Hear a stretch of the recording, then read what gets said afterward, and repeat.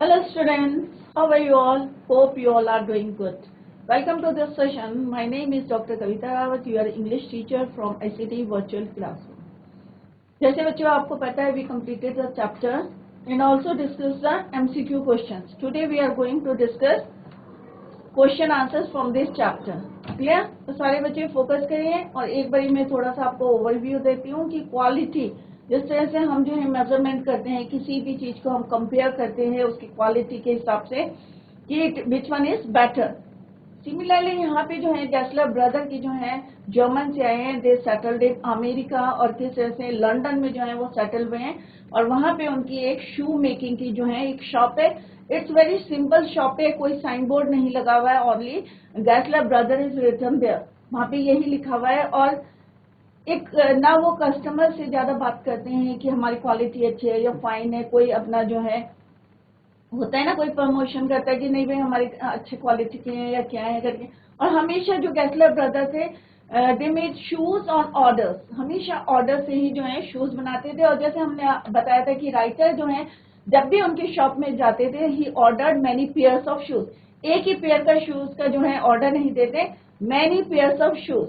तो इसी को अभी हम जो है इसके क्वेश्चन आंसर्स डिस्कस करते हैं. एक बार समरी को समरी देखते हैं इसकी. क्लियर? तो बच्चों ये ऑलरेडी हम सब पढ़ चुके हैं.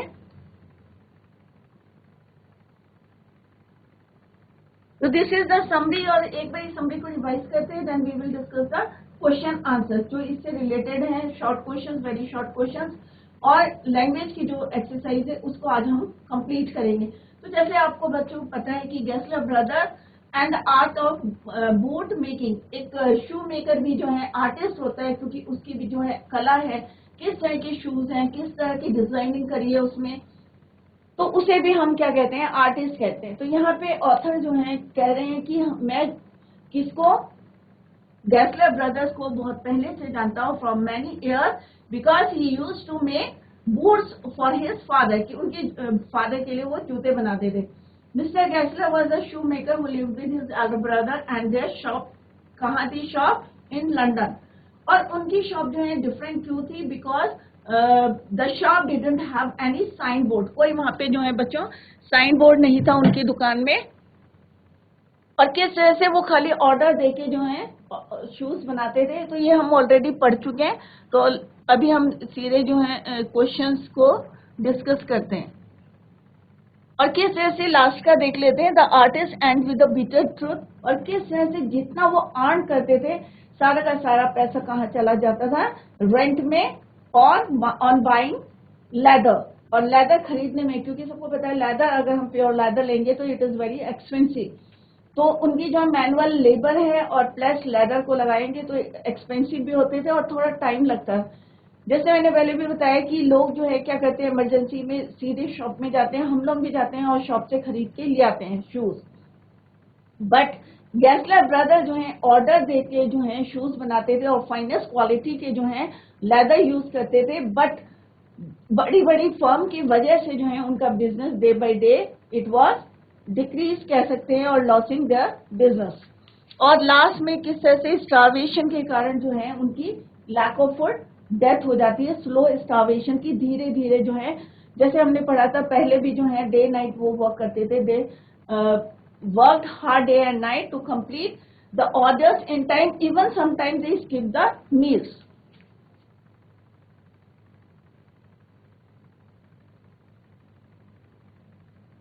तो ये हमारे जो है बच्चों वेरी शॉर्ट क्वेश्चंस हैं और बहुत इजी हैं. अगर मैं आपसे पूछूंगी तो आप भी इसके जवाब दे सकते हैं. दे आर वेरी इजी, क्योंकि अगर हमें चैप्टर बच्चों अच्छी तरीके से समझ में आ जाए तो it is easy for anybody या for us to give right answer, to write the properly proper way से किस तरह से आंसर लिखते हैं. It is very easy for you to write the correct answer अगर चैप्टर समझ में आया है तो.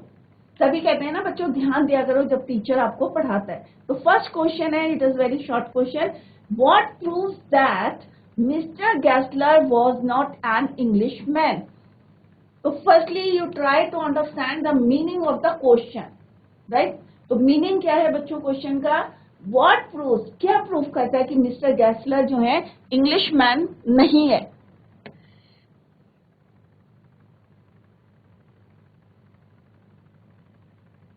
तो हमें पता है वो जर्मन से आए थे, सेटल्ड इन लंदन।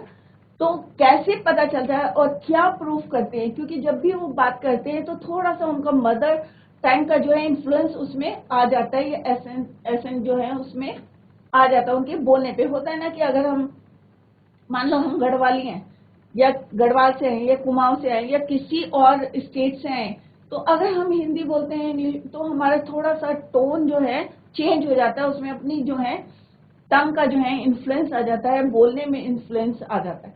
क्लियर? तो यहाँ पे भी जो है उनकी मदर टंग क्या है? German, right? तो मिस्टर गैसलर स्पोक, अब हमने यहाँ पे spoke, Mister Gessler spoke English with an influence, पर जब वो इंग्लिश बोलते थे तो उनके जो है बोलने में जो इन्फ्लुएंस किसका, जैसे हमने देखा था इट इज एन आर्ट, बोलना था उन्होंने किस जैसे इंग्लिश और जर्मन को मिक्स करके बोला था। तो Mister Gessler spoke English with an influence of his mother tongue, उनकी मदर टंग का जो है उनमें इन्फ्लुएंस आता था, विच prove that he was not an English man. क्योंकि एक अगर इंग्लिश मैन है, अमेरिका का ही है या लंदन में रहते हैं, तो वो एक फ्लुएंटली जो है इंग्लिश बोलेंगे, बट यहाँ पे जो है उनका जब इंग्लिश बोलते थे, when he spoke English with an influence of his mother tongue, which proved that he was not an English man. Second question क्या है बच्चों? Where did Mr. Gessler live? Mr. Gessler जो है कहाँ रहते थे, right?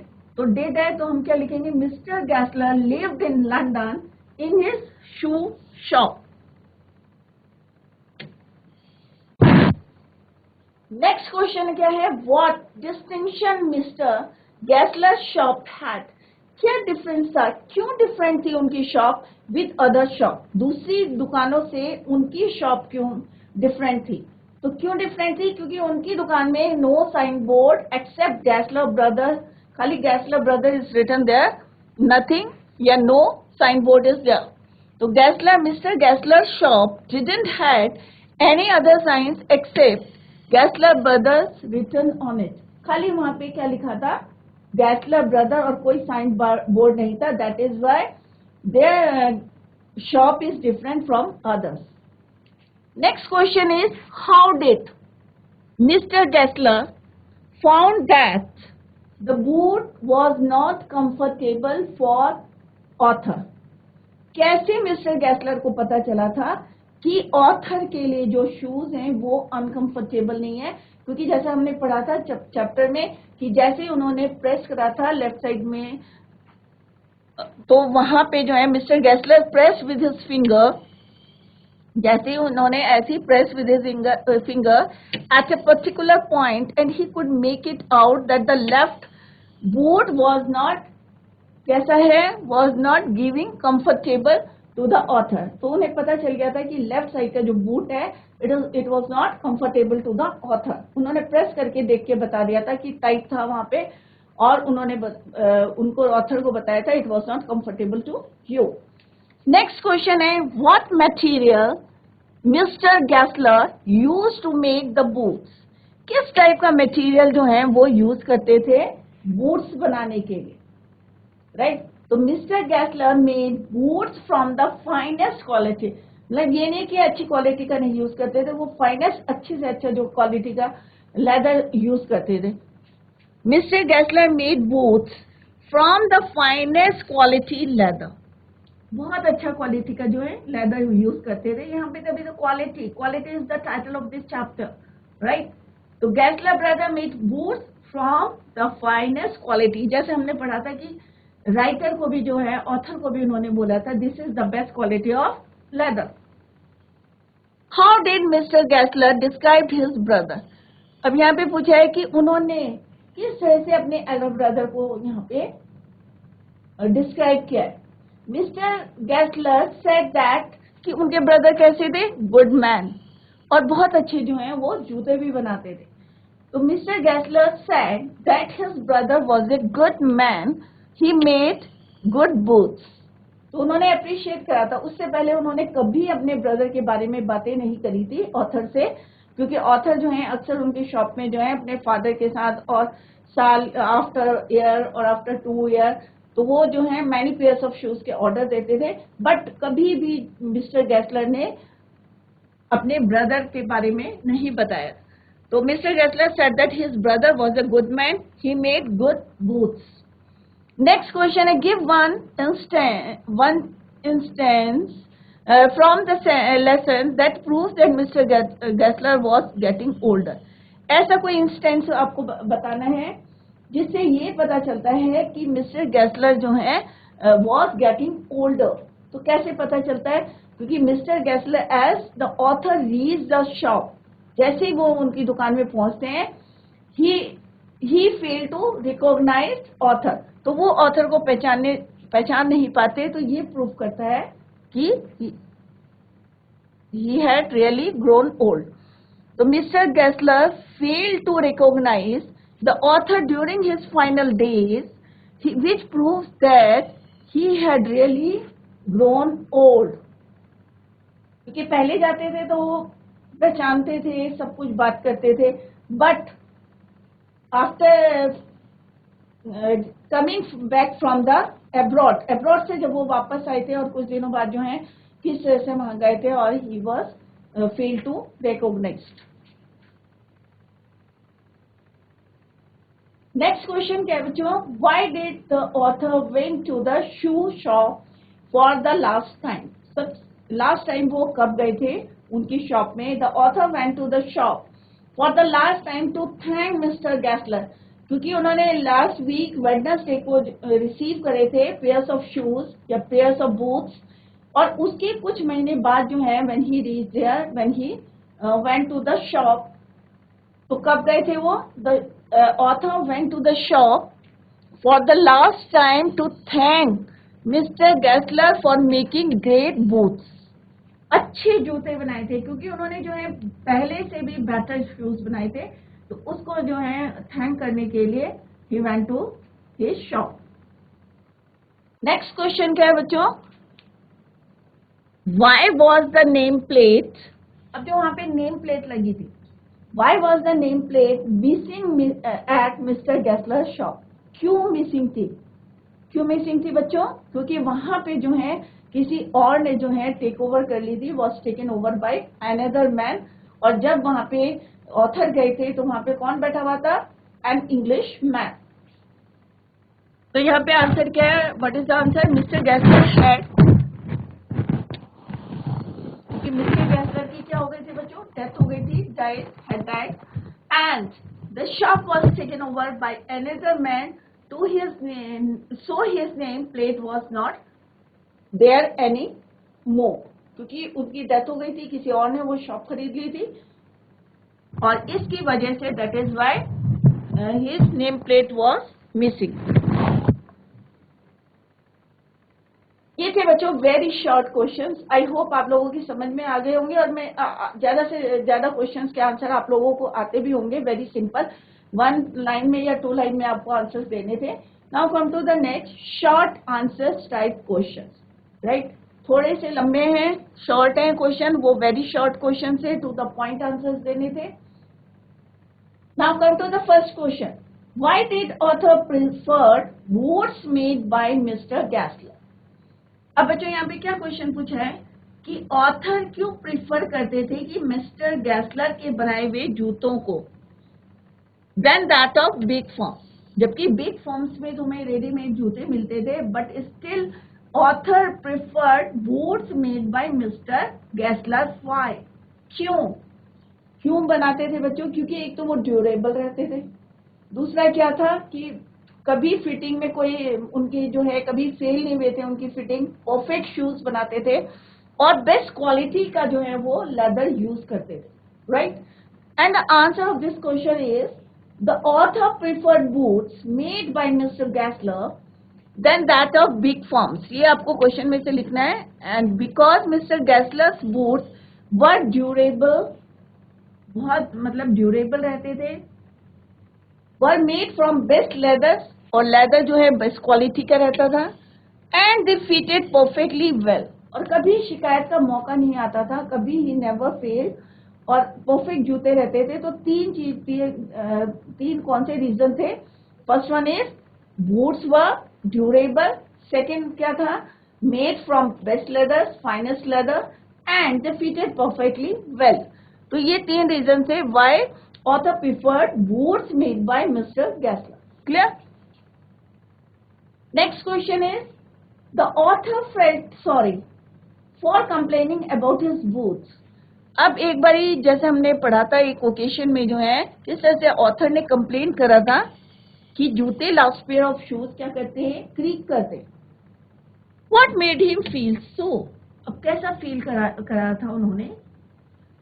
Gessler was shocked at the complaint. अब Gessler क्यों शॉक हुए थे, क्योंकि इससे पहले कभी भी जो है वो ऐसा कभी नहीं हुआ है कि वो फेल हुए होंगे या उनकी फिटिंग में कोई कमी रही होगी, क्योंकि इतने हार्ड वर्क एक होता है ना कि मन से काम करना है, राइट. तो he was very shocked at the complaint. He failed to believe, और उन्हें विश्वास ही नहीं हो रहा था. He became silent and then started thinking deeply. और हमने देखा था जब हमने चैप्टर पढ़ा था कि किस तरह से वो उस पेयर को जब उन्होंने बनाया था तब के बारे में जो है वो सोचने लगे कि कहाँ गलती करी, where he went wrong. This made the author regret. और इससे जो है थोड़ा सा वो रिग्रेट कर रहे थे, पश्चाताप. रिग्रेट मीन्स पश्चाताप. मेकिंग सच कंप्लेंट, क्योंकि अभी तक जो है उन्होंने लाइफ में जो है कभी भी इस टाइप की कोई की फिटिंग को लेके या कहीं क्रीक कर रहा है, आवाज कर रहा है, इस टाइप की कभी कंप्लेंट नहीं सुनी थी. That is why he was shocked और साइलेंट हो गए थे and thinking deeply where he went wrong. Next question क्या बच्चों, why the author called those boots bought from big firm ill-omened. अब जो राइटर ने जो है जैसे उन्होंने बताया था कि एक बारी जो है एब्सेंट माइंडेड जो है उनकी शॉप में चले जाते हैं, तो उन्होंने जो पेयर ऑफ शूज पहने थे या पेयर ऑफ बूट्स पहने थे उनको देखकर क्यों बोला था उन्होंने ill-omened, अशुभ क्यों बोला था. Seeing those boots, Mr. Gessler for the first time informed the author. पहली बारी उन्होंने डिस्कस करा था बिग फर्म्स के बारे में. ये तो पहले वो जो है ज्यादा बोलते नहीं थे और कितना बिटरली उन्होंने बोला था. फर्स्ट टाइम उन्होंने जो है इस तरह से बोला था about the hardship of his trade and the hard time he was going through. First time he discuss with author about the hard work of his trade and harsh time, बुरा समय जो था, and the hard times he was going through. और इसकी वजह क्या थी, finding Mister Gessler in pain, the author called those boots bought from big firm ill-omened. और इसलिए जो है उन्होंने उस जूतों को क्या बोला था, ill-omened. The author preferred boots made by Mr. Gessler than that of big firms because Mr. Gessler के जो बूट होते हैं जैसे अभी हमने डिस्कस किया था इन द प्रीवियस क्वेश्चन कि ड्यूरेबल होते थे, बेस्ट क्वालिटी का जो लेदर यूज करते थे and they fitted perfectly well. The author was very attached to Mister Gessler. Now come to the next. Describe the boots made by Mister Gessler. अब simple सा है, पहले भी हमने डिस्कस करा है, सेम जो है आपको लिखना पड़ेगा यहाँ पे कि उनके जो जूते बनाए हुए होते थे कैसे होते थे, ड्यूरेबल होते थे, बेस्ट क्वालिटी का जो है लेदर यूज होता था, परफेक्टली फिटेड होते थे, उसमें कोई कंप्लेन नहीं होती थी. Gessler made boots only on orders. हमेशा वो जो है ये नहीं कि बना के रख दिया क्योंकि फिर पहनेंगे हम तो ऑब्वियस है कि कहीं फिट नहीं हो रहे, टाइट हो रहे हैं. तो हमेशा जो है Mister Gessler made boots only on orders. हमेशा ऑर्डर प्लेस करते थे तभी वो शूज बनाते थे या बूट्स बनाते थे. His boots were perfect in size. कभी कोई कमी नहीं आती थी, परफेक्ट रहते थे साइज में. They lasted long, durable रहते थे, made from the best, and they were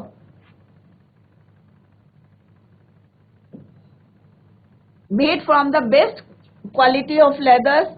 For Mr. Gessler, boot making was an art. और उन्होंने क्या कहा था कि बूट मेकिंग क्या है, इट इज एन आर्ट. जैसे हमने पहले भी बताया था कि बूट मेकिंग या शू मेकिंग क्या है, इट इज एन आर्ट. और आर्टिस्ट होता है क्योंकि वो भी डिजाइनिंग कर रहा है अपने सोल से, जो है हार्ड वर्क कर रहा है, मेहनत कर रहा है. तो कोई भी काम जो है अपने दिल मेहनत से हम कोई काम कर रहे हैं तो सब क्या है, आर्टिस्ट है, उसकी आर्ट दिख रही है। जिस टाइप के आप शूज का ऑर्डर देते हैं उसी टाइप के जो है वो शूज बनाते हैं। तो मिस्टर गेस्लर ने क्या बोला था, boot making was an art which was exhibited perfectly in each pair carved by him, कि वो कहाँ दिखती है, उनकी आर्ट कहाँ दिखती है, जब भी वो कोई पेयर ऑफ शूज बनाते हैं उसमें दिखती है कि किस तरह से उन्होंने शूज को कार्व करा है, कैसे बनाया है। क्लियर? तो क्वेश्चंस इजी हैं, अगर चैप्टर भी इजी है, ऐसे कोई डिफिकल्ट नहीं है, और मे भी जो है आपको लगता होगा, बट अगर ध्यान से पढ़ेंगे और रीडिंग करेंगे, जितना ज्यादा आप घर में जाके उसको रीडिंग करेंगे तो उतना ज्यादा आपको समझ में आएंगे।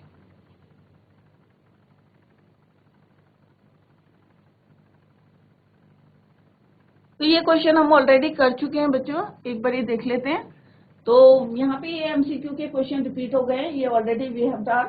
Mister Gessler's complaint about the big firm was that they spoiled the business. तो answer is the first one. Next question है, the author felt pity so he ordered, बहुत उसको जो है फेल्ट पिटी कर रहा था वो author, he ordered a pair of boots, many pairs of boots to mend the boot that creak. तो यहाँ पे है every time he ordered many pairs of shoes, तो ऑब्वियस है it's answer is many pairs of boots. B option is right.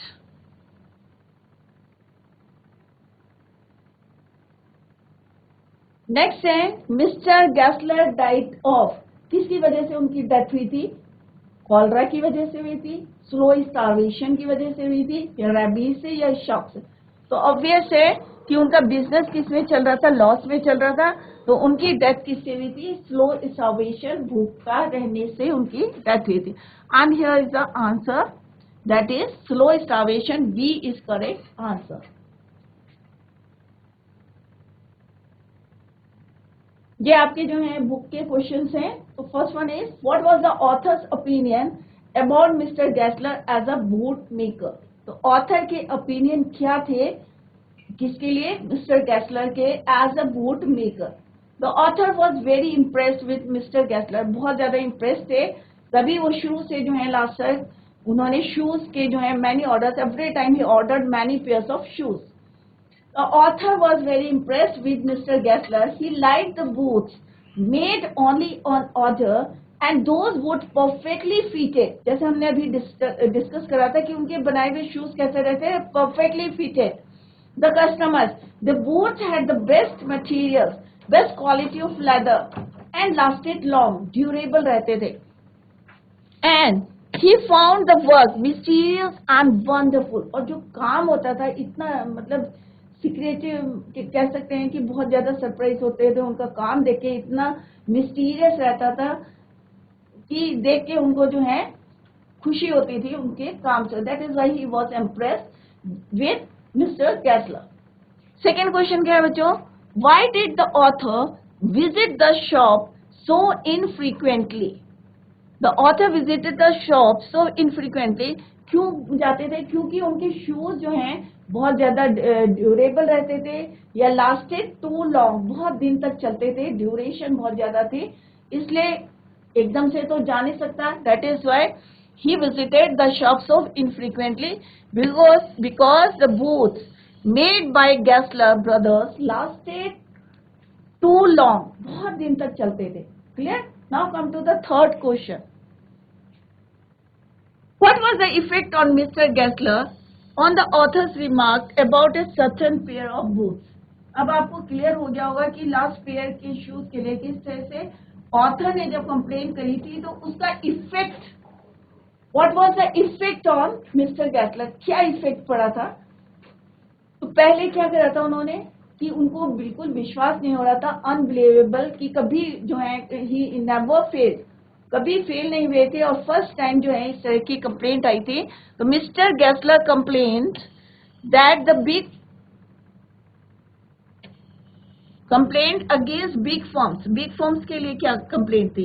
Didn't value the money of the customers, कि वो परवाह नहीं करते और कभी काम की तरफ ध्यान नहीं देते, मे भी जो है they were capturing the markets from advertisements, क्योंकि वो कोई उनके दुकान में कोई साइन बोर्ड नहीं था, कोई एडवर्टीजमेंट सी दी, बट उनके लिए जो बिग फर्म्स थी वो क्या करते थे, एडवर्टीजमेंट के थ्रू जो है लोगों को, कस्टमर्स को अट्रैक्ट करते थे, and not from the quality. और क्वालिटी भी इतना ध्यान नहीं रखते हैं। कई बार होता है ना, हम पे कोई पेयर ऑफ शूज जो है हमें अच्छा लगता है, हम ले आते हैं, बट एक दो आफ्टर अ वीक जो है हमें पता चल जाता है उसकी क्वालिटी के बारे में। क्लियर? तो यहाँ पे जो है मिस्टर गैसलर जो है कंप्लेन कर रहे हैं कि किस तरह से उन्हें परवाह नहीं रहती है कि कस्टमर्स के पैसों की वैल्यू नहीं है, but they attract the customers from advertisements and not from the quality of their work. He was mostly out of work because of those firms. Day by day the volume was getting reduced, और उनका काम जो है day by day क्या हो रहा था, decrease हो रहा था। इससे पहले वाला क्वेश्चन था बच्चों कि अनबिलीवेबल था। He argued that the author might have got them wet, और क्योंकि उन्हें विश्वास नहीं हो रहा था कि उनके बनाए हुए जूते भी जो है कंप्लेंट आ सकती है, क्रीक कर सकता है, आवाज कर सकता है, तो दैट इज वाई जो है उनको विश्वास नहीं हो रहा था। Clear? Next question is why did the author order so many pairs of boots? क्यों वो every time he ordered many pairs of shoes? What's the reason? Did he really need them? क्या उन्हें सचमुच उसकी जरूरत थी? ऑब्वियसली नहीं थी। क्यों करते थे? क्योंकि हमेशा उनको जो है थोड़ा सा वो उनको देख के दुखी हो जाते थे, felt bad. The author felt bad for Mr. Gessler, who was really talented and made great boots, क्योंकि उन्हें पता था उनका टैलेंट था, हार्ड वर्क था, और क्वालिटी भी बेस्ट क्वालिटी के शूज बनाते थे। That is why he ordered, every time he ordered so many pairs of shoes to help the Gessler brothers, to help Gessler brothers या bootmaker. No, he didn't really need them. Actual में उन्हें जरूरत नहीं थी। He wanted to help him, उसकी सहायता करना चाहते थे। क्लियर? तो बच्चों ये लैंग्वेज क्वेश्चन है, तो यहाँ पे एक क्वेश्चन है, study the following phrases. Phrases क्या होते हैं बच्चों? Group of words, right? तो यहाँ पे कुछ ग्रुप ऑफ वर्ड्स हैं एंड वर्ड मीनिंग, उनका मीनिंग इज ऑल्सो गिवन है। तो आपको ये पढ़ना है, समझना है, और उसको फिल इन द ब्लैंक्स में फिल करना है, right? Look after, what I mean by look after? Take care of, ध्यान रखना। Look in, make a short visit. Look out, be careful. Look up to, admire, किसी को admire करना। Look down, disapprove करना। Look into means investigate करना। Look up means improve करना।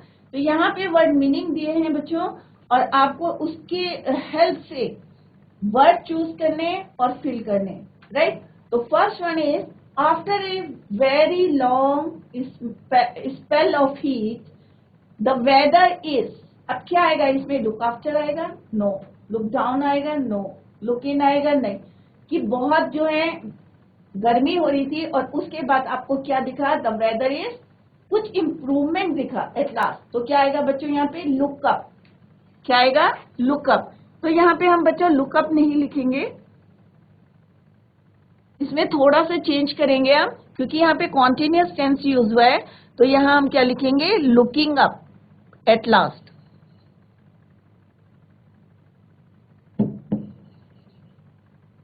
Clear? Now come to the next. We have no right to. अब हमें क्या है? We have no right to dash people do who do small jobs। तो यहाँ पे क्या है? क्या आएगा बच्चों? disapprove और regard as an inferior, कि हमें कोई अधिकार नहीं है कि अगर कोई भी कोई जॉब करता है। तो यहाँ पे क्या आएगा? we have no right to look down। यहाँ पे आंसर्स दे रखें, look down, कि हमें कोई अधिकार नहीं है किसी को डिसअप्रूव करने का। Nitin has always dash his uncle who is a self made man. तो नितिन हैज ऑलवेज, तो यहाँ पे क्या आएगा बच्चों? लुक्ड अप आएगा या लुक्ड आउट आएगा। तो यहाँ पे क्या है meaning? Nitin has always, has के साथ क्या आता है? Third form of the verb आके, और हम यहाँ लिखेंगे लुक्ड अप।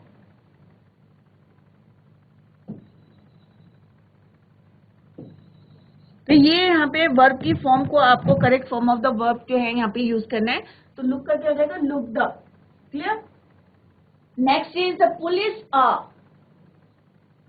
क्या आएगा यहाँ पे, the police are dash the matter thoroughly. तो यहाँ पे आएगा लुकिंग इनटू। अब हम यहाँ पे भी लुकिंग इनटू क्यों कर रहे हैं बच्चों, क्योंकि लुक यहाँ पे आर है और आर के साथ आईएनजी फॉर्म हम यूज करते हैं। तो लुकिंग इनटू मीन्स इन्वेस्टिगेट। तो द पुलिस आर, और इसका मीनिंग क्या है, इन्वेस्टिगेट। तो यहाँ पे आएगा बच्चों are looking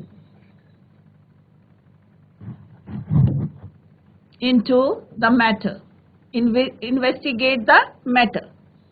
Fifth is your, if you want to go out, अगर तुम बाहर जाना चाहते हो, I will dash the children you। तो क्या आएगा, look in, कि मैं बाहर मतलब मैं if you want to go out, अगर तुम बाहर जाना चाहते हो तो मैं तुम्हें एक काम दे रहा हूँ, क्या दूंगा, कि तुम बच्चों को क्या करो, make a short visit, look in। I will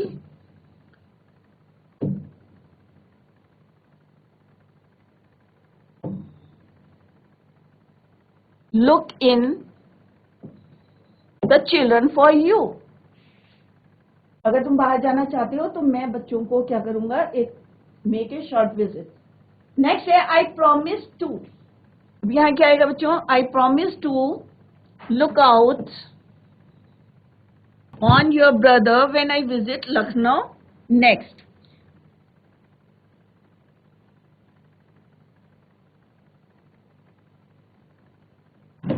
When you are crossing the main road, तो क्या आएगा, look after, be careful।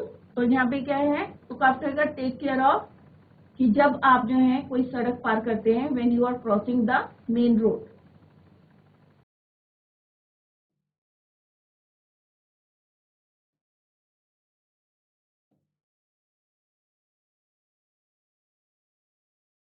Next है बच्चों यहाँ पे प्रोनाउंसिएशन का है। तो बच्चे थोड़ा सा मिस्टेक करते हैं यहाँ पे, प्रोनाउंसिएशन एस एच क्या बोलता है, श। एस एच का प्रोनाउंसिएशन क्या होता है, श। साउंड क्या निकलता है, श, एस एच, राइट। अब यहाँ पे यहाँ जम्बल दे रखे हैं, वर्ड्स दे रखे हैं, आपको उसको अकॉर्डिंगली जो है अरेंज करना है। श अगर in the beginning, beginning means initial, शुरू में अगर यूज होता है श, तो कौन से वर्ड्स हैं आपको यहाँ पे लिखने। दूसरा है और इन द मिडल, अगर बीच में श का प्रोनाउंसिएशन होता है इन द मिडल, तो आपको उसको मिडल मीन्स होता है middle. Final means at the end, अगर प्रोनाउंसिएशन जो है लास्ट में होता है तो वो वाले वर्ड्स आपको लास्ट में लिखने। तो फर्स्ट वन शीप। तो शीप में क्या है, स्टार्टिंग में आपको श का प्रोनाउंसिएशन हो रहा है श। श्रीक, श्योर, प्योर, शू। तो यहाँ पे क्या है, इनिशियल मीन्स बिगनिंग में स्टार्ट हो रहा है, बिगनिंग में श का प्रोनाउंसिएशन हो रहा है। अब मिडल में देखते हैं हम कहाँ पे यूज हो रहा है, राइट। फैशन, श कहाँ हो रहा है बच्चों, मिडल में। पोर्शन, श का प्रोनाउंसिएशन का हो रहा है मिडल में। एशेस, नेशन, पुशेस, श का प्रोनाउंसिएशन कहाँ हो रहा है बच्चों, प्रोनाउंसिएशन मिडल में, राइट। अब हम देखना है लास्ट में, एंड में कहाँ पे यूज हो रहा है, trash, Marsh, fish, police, anxious. तो यहाँ पे आप प्रोनाउंशिएट करें, तो इसीलिए एक्सरसाइज में दिया है बच्चों, घर में जाके इसको रिवाइज करें, रिपीट करें, और जितना आप बोल सकते हैं उतना इसको स्पेल करें, बोलें, और साउंड देखें कि कहाँ पे श का साउंड आ रहा है, इनिशियल स्टेज में आ रहा है, बिगनिंग में आ रहा है, या मिडल में आ रहा है, या फिर एंड में आ रहा है, फाइनल में आ रहा है। क्लियर। तो बच्चों आज हमने जो है इसकी language exercise as well as questions भी डिस्कस। आई होप आप लोगों के चैप्टर समझ में आ गया होगा। घर में जाके जो है आप इसको revise the chapter at home, और फिर भी if you feel any doubt तो आप नेक्स्ट लेक्चर में जो है पूछ सकते हैं। That's all for today. Thank you so much, bye, take care, have a nice day.